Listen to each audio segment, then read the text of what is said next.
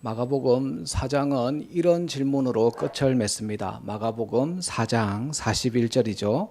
그들이 심히 두려워하여 서로 말하되 그가 누구이기에 바람과 바다도 순종하는가. 예수님이 갈릴리 바다 한복판에서 풍랑을 꾸짖자 잔잔해졌습니다. 그래서 제자들이 이렇게 말한 겁니다. 그가 누구이기에 바람과 바다도 순종하는가.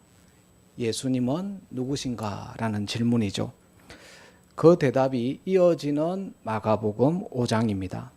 마가복음 4장에서 바람과 바다가 예수님께 복종한 것처럼 마가복음 5장에서도 세 사람이 예수님께 복종합니다. 이를 통해 예수님이 누구신지를 알려줍니다.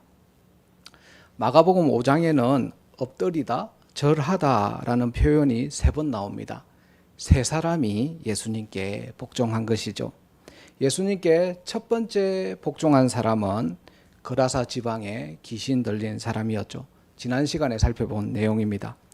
예수님은 그 한 사람을 만나기 위해 풍랑을 뚫고 데가볼리로 가셨고 그 한 사람을 고치기 위해 그 사람의 이름을 물어봐 주셨습니다.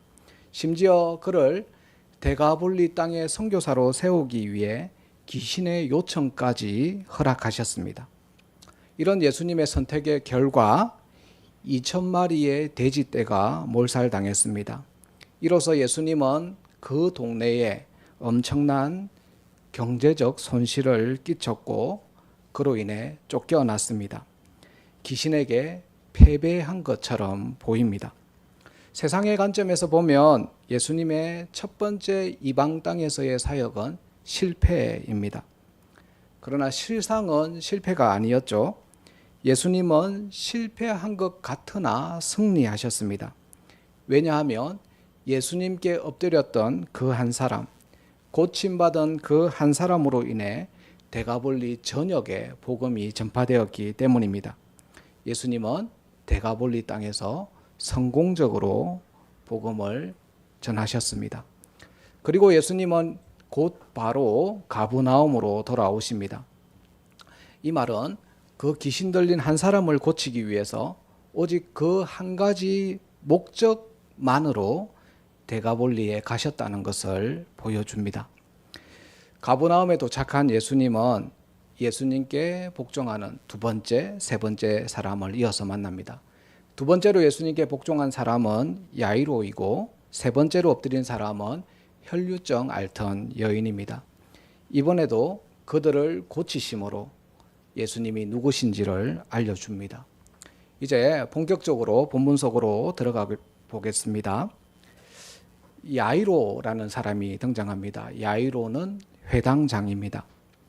회당은 우리가 주일날 교회에 가는 것처럼 유대인들이 안식일날 회당에 가서 기도하고 말씀을 듣는 장소입니다. 또 시골의 마을 회관처럼 유대인들이 모여서 회의하는 장소이기도 했고요. 유대인 공동체 안에서 발생한 사건을 해결하는 재판정 기능도 했습니다. 야이로가 바로 가버나움에 있는 어느 회당의 회당장이었습니다. 회당장은 그 회당을 돌보고 운영하는 책임자입니다. 오늘날로 치면 어느 지역 교회의 담임 목사님 정도로 생각하시면 됩니다. 유대인들에게 아주 존경받았던 인물이죠. 회당장이 존경받았던 이유는 그들이 성경과 구전율법에 아주 능통했기 때문입니다. 그렇기 때문에 그 당시에 회당장은 구전율법을 무시하고 있는 예수님에 대해 부정적인 입장을 가졌을 겁니다. 그런데 본문에 나오는 야이로는 다른 회당장들과는 달리 다른 입장을 보입니다. 22절이죠. 회당장 중에 하나인 야이로라 하는 이가 와서 예수를 보고 발 아래 엎드리어라고 기록되어 있습니다.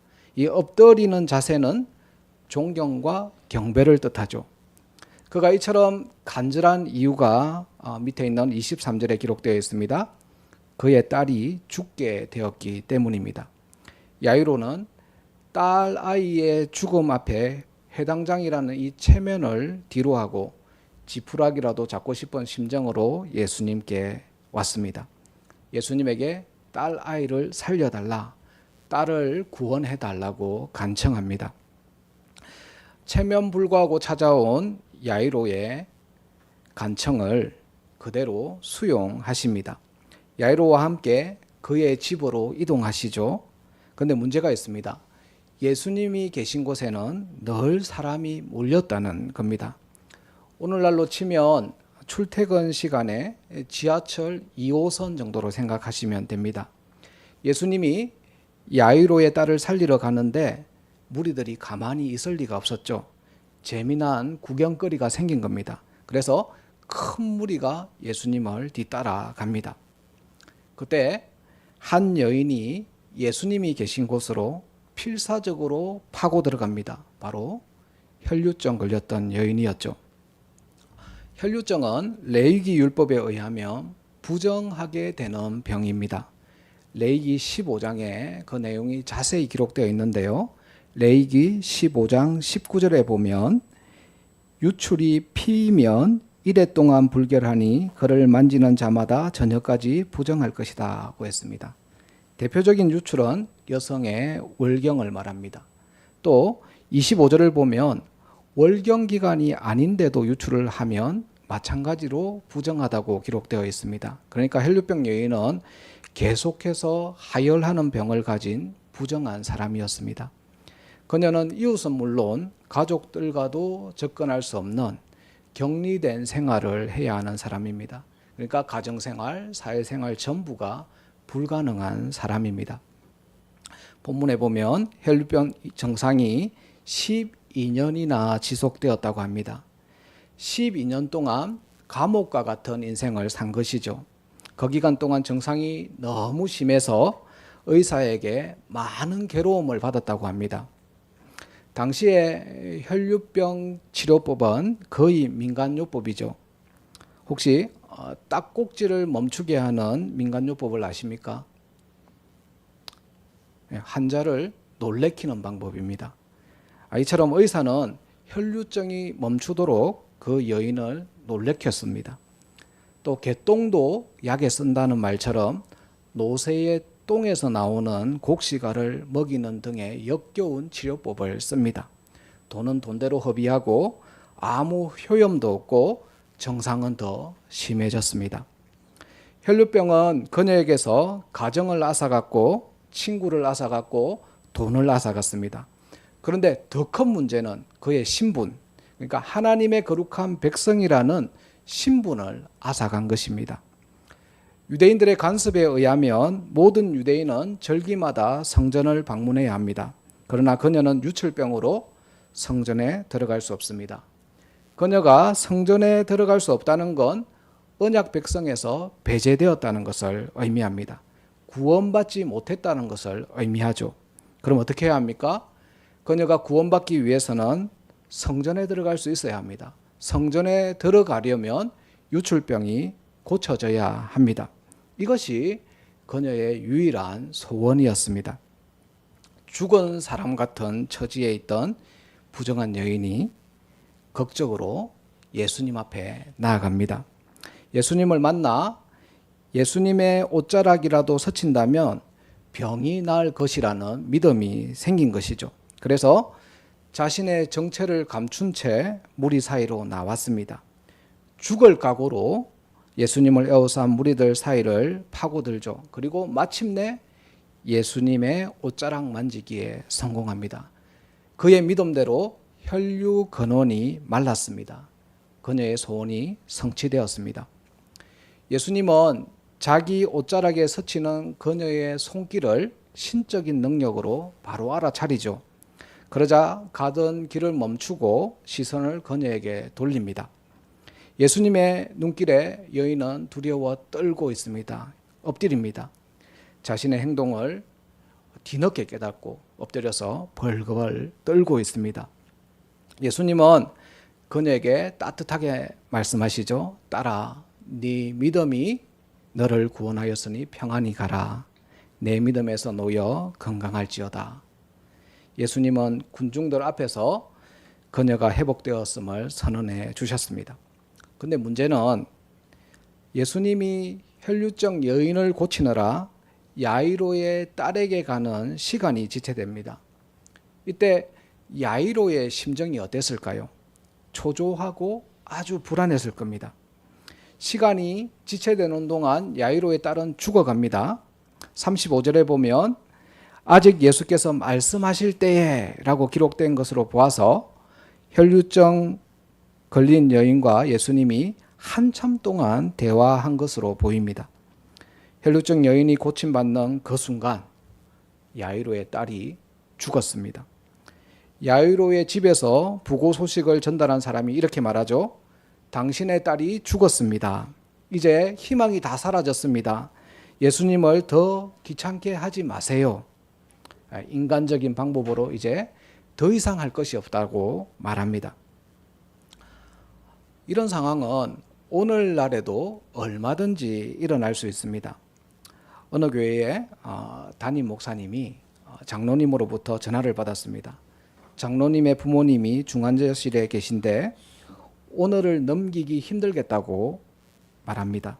그래서 목사님은 곧바로 병원에 가서 임종 예배를 드리기로 하고 병원에 갈 준비를 합니다. 그때 누군가가 교회 문을 두드립니다. 문을 열어보니까 지난주에 새로 등록한 새신자가 눈에 시퍼런 멍이 든 채 문 앞에 서 있습니다. 목사님이 자초지정을 물어보니까 힘들게 입을 열어서 말을 합니다. 남편에게 맞았다고 하면서 울기 시작하는 겁니다. 울먹이면서 본인의 신세 한탄을 늘어놓습니다. 근데 그 말을 듣고 있던 목사님이 차마 그녀의 말을 끊을 수가 없어요.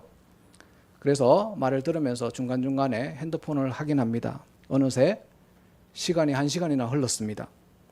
장로님으로부터 부재중 전화가 10통이나 들어와 있습니다. 목사님은 그 새신자를 어느 정도 안정시켜 놓고 장로님께 전화를 걸었습니다. 그랬더니 장로님이 하시는 말이 방금 임종하셨습니다 라고 말합니다. 만약 교회에서 이런 일이 일어난다면 이후의 상황은 어떻게 될까요? 목사님의 이 선택에 대해서 뒷말이 아주 무성하겠죠. 장로님이 아무 일 없었다는 듯이 넘어가 주시면 다행이겠지만 그 반대의 경우도 있을 수 있습니다. 이런 상황이 발생한다면 인간적인 방법으로 교회 문제를 해결하기 어려울 것입니다. 우리 인간들은 못하지만 오늘 본문에 보면 예수님은 이 상황에서 이 상황이 끝이 아닙니다.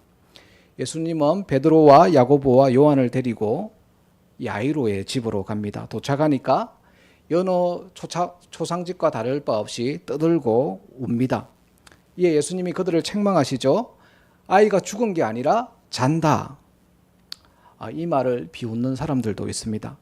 예수님은 그들을 뒤로 하시고 소녀의 손을 잡고 달리다굼이라고 외쳤습니다. 그러자 소녀가 일어나 걸었습니다.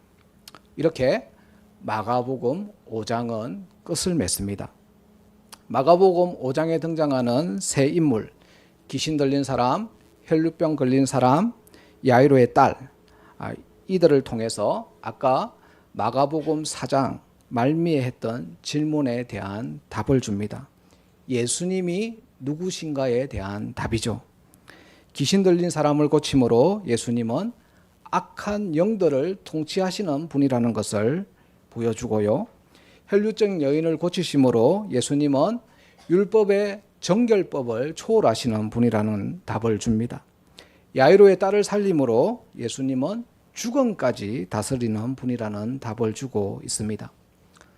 이 세 가지를 다 할 수 있는 분이 누굽니까? 오직 한 분밖에 없죠. 바로 하나님입니다. 마가는 지금 주 앞에 엎드린 이 세 사람을 통해서 예수님은 하나님이다는 사실을 알려줍니다. 그러나 본문은 예수님은 누구신가? 예수님은 하나님이시다. 이것만 알려주지 않습니다. 오늘 본문에는 예수님은 누구신가에 대한 답 외에 한 가지를 더 알려주죠. 바로 우리가 누구인지도 알려줍니다. 우리는 누구일까요? 교회 여러분, 여러분은 누구십니까? 그 해답을 찾으러 본문 속으로 한 걸음 더 들어가 보겠습니다. 오늘 본문은 하나의 문맥 속에 두 에피소드가 들어 있습니다. 야이로의 딸을 살리는 큰 에피소드 속에 혈류증 걸린 여인을 살리는 작은 에피소드가 삽입된 구조입니다. 이런 구조를 샌드위치 구조라고 하죠. 두 에피소드가 연관되어 있다는 말입니다. 실제로 본문 속에는 두 에피소드가 연관됨을 암시하는 단어가 있습니다. 바로 12라는 숫자와 딸이라는 단어입니다. 12와 딸을 이 혈류증 걸린 여인의 에피소드에서 한번 찾아볼까요? 성경을 한번 보십시오. 25절에 보면 12해를 혈류증을 앓아온 한 여자가 있다고 합니다. 여기에 12라는 숫자가 나오고요. 34절에 예수님이 혈류증 걸린 여인에게 딸아라고 부르시죠. 여기에 딸이라는 단어가 나옵니다. 12와 딸이 나왔습니다. 또 야이로의 딸 에피소드에도 이 두 가지 키워드를 찾을 수 있습니다. 42절에 보면 야이로의 딸이 12살이라고 합니다. 그리고 23절과 35절에 딸이라는 단어가 나옵니다. 그러니까 이 두 에피소드는 10이라는 숫자와 딸이라는 단어로 연결되어 있습니다. 먼저 딸입니다. 이 딸이라는 단어를 통해서 우리가 누구인지를 알려줍니다. 34절을 중심으로 한번 살펴보겠습니다. 예수님은 혈류증 걸린 여인을 여자가 아닌 딸이라고 부릅니다. 34절에 보면 딸아라고 부르시죠. 여자와 딸은 어떤 차이가 있을까요? 당시 유대 사회에서 여자는 남성보다는 덜 정결한 사람이었습니다. 왜냐하면 여성의 월경 때문이죠. 그런데 혈류병은 월경 때가 아닌데도 하혈하는 병이죠. 이 여인은 늘 부정함이라는 이름표를 달고 산 사람입니다. 그러니까 이 여인은 부정한 사람 중에서도 제일 부정한 사람이었습니다. 자그마치 12년 동안 그렇게 살았습니다. 그래서 그는 성전에 참여하지 못합니다. 성전에 참여하지 못하면 이스라엘 백성으로 인정받지 못합니다. 이스라엘 백성이 아니면 구원을 얻지 못합니다. 즉 그녀의 부정함은 죽은 시체 같은 상태임을 말하고 있습니다. 예수님은 그런 여자를 고치신 후 여자야 이렇게 부르는 것이 아니라 딸아라고 부르십니다. 이 여자의 나이는 예수님과 비슷하거나 아니면 훨씬 예수님보다 나이가 많을 겁니다. 그런데 그런 그녀에게 예수님이 딸아라고 부르신 것은 이 여자가 하나님 나라의 백성이라는 것을 의미합니다. 당시 사람들은 하나님 나라의 백성은 하나님 나라는 바리새인의 것이고 사두개인의 것이라고 생각했습니다. 그러나 예수님은 이렇게 말씀하시죠. 하나님 나라는 바리새인의 것도 사두개인의 것도 아니다. 하나님 나라는 이 여자의 것이다. 그녀가 내 딸이다. 어떻게 이 혈류병 여인이 딸이 되었습니까? 본문에 보면 그녀가 예수님과 접촉했기 때문입니다. 그녀의 부정함이 예수님께 전염된 것이 아니라 예수님의 정결함이 그녀에게 전염된 것이죠. 힘이 흐르는 방향을 보십시오. 그녀의 부정함이 예수님의 정결함을 이기지 못합니다. 반대로 예수님의 정결함이 그녀의 부정함을 이겼습니다. 예수님을 통한 새 이스라엘의 탄생을 보여준 것이죠. 정리하면 예수님이 딸아라고 불러주신 것은 그 여인을 하나님 나라의 백성으로 삼아 주신 것을 의미합니다. 딸은 하나님 나라의 백성입니다. 다음으로 숫자 12입니다. 숫자 12를 통해서 우리가 누구인지를 보여줍니다. 42절을 중심으로 한번 볼게요. 42절의 헬라어 원문을 보면 이렇습니다. 소녀가 곧 일어나서 걸으니 그 다음에 가르 그러니까 왜냐하면이라는 헬라어 단어가 있습니다. 한글 성경은 이 왜냐하면을 뺐죠. 왜 뺐냐면 왜냐하면을 넣으면 번역이 이상해지기 때문입니다. 소녀가 곧 일어나 걸었다. 왜냐하면 소녀의 나이가 12살이기 때문이다. 12살이라서 걸었다라는 건 상식적으로 말이 안 됩니다. 사람은 돌 지나면 걷지 않습니까? 왜냐하면을 넣으면 이렇게 말이 안 되는 문장이 되어버리니까 번역하시는 분들이 왜냐하면이라는 단어를 생략하고 번역한 것입니다. 교회 여러분, 성경은 하나님의 감동으로 기록된 하나님의 말씀이죠. 마가가 하나님의 감동으로 마가복음을 기록했다라는 건 단어 하나도 이유 없이 사용하지 않았음을 의미합니다.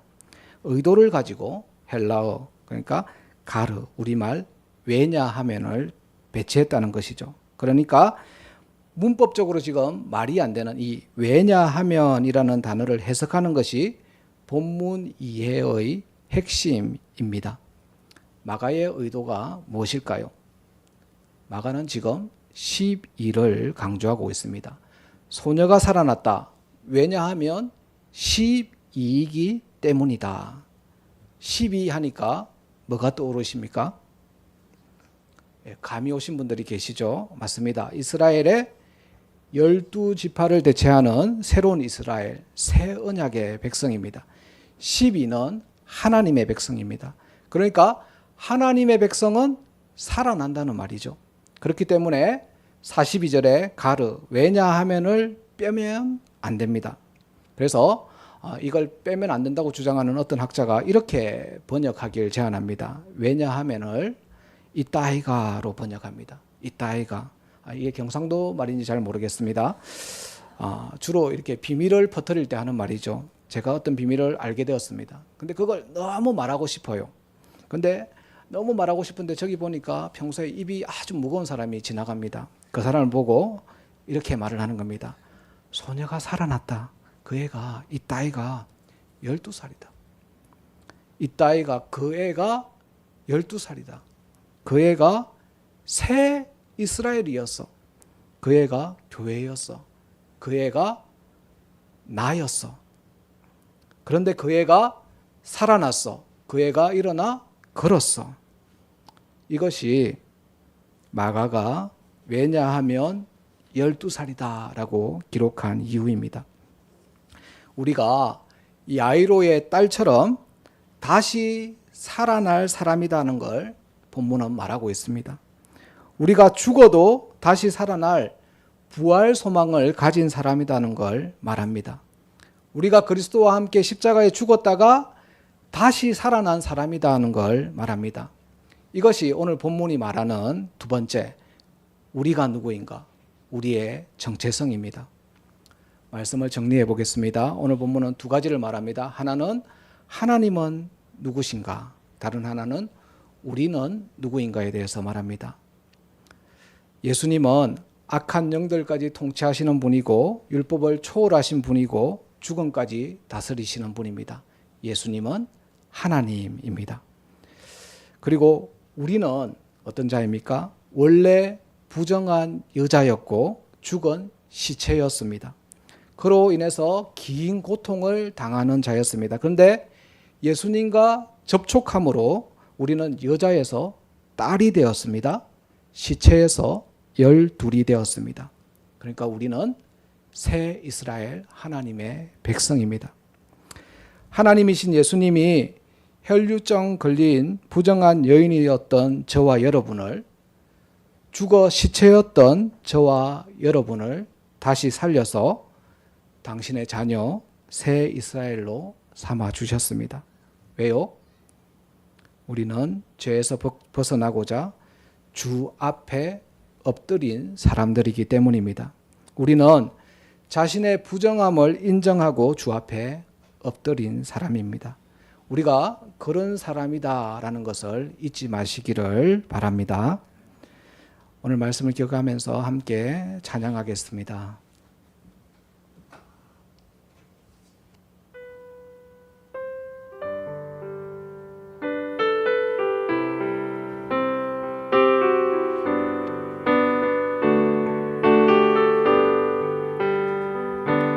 캄캄한 인생길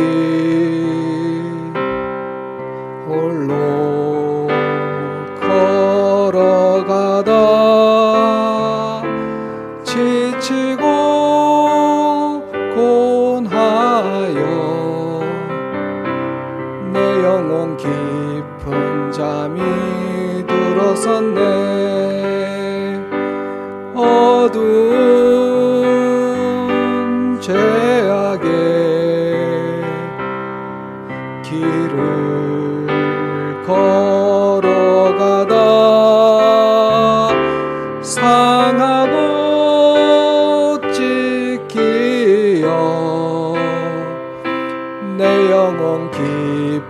잠이 들어섰네. 내 영혼 어둠 속에 방황할 때 어디선가 들려오는 주님 음성, 깨어라 일어나라, 달리다 금 일어나라,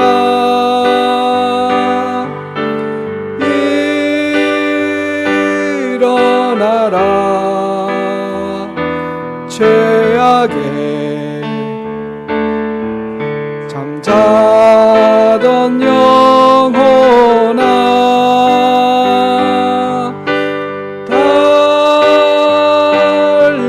달리다구 깨어라, 일어나 걸으라. 어둠은 물러가고 새날이 다가오네. 주님 오실 날 멀지 않았네. 어둠 속에 잠자던 영혼 일어나라, 일어나 걸으라, 달리다구 일어나라. 주님을 떠나서 주님을 떠나서 세상을 향해 맘대로 고집하여 내 영혼 먼 곳으로 나갔었네. 인생의 어려움, 절망 가운데 눈물과 순간 내 영혼 슬픔 속에 잠이 드네.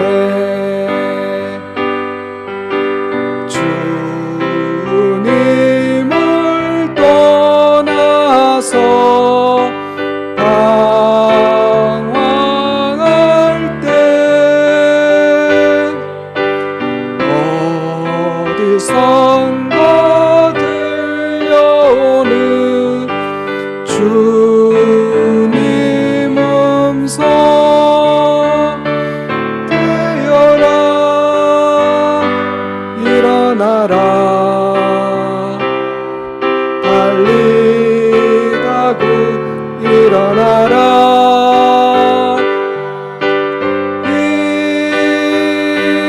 일어나라. 죄악에 잠자던 영혼아,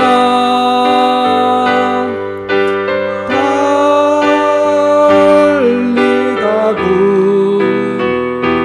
깨어라, 일어나 걸으라. 어둠은 물러가고 새날이 다가오네. 주님 오실 날 멀지 않았네. 어둠 속에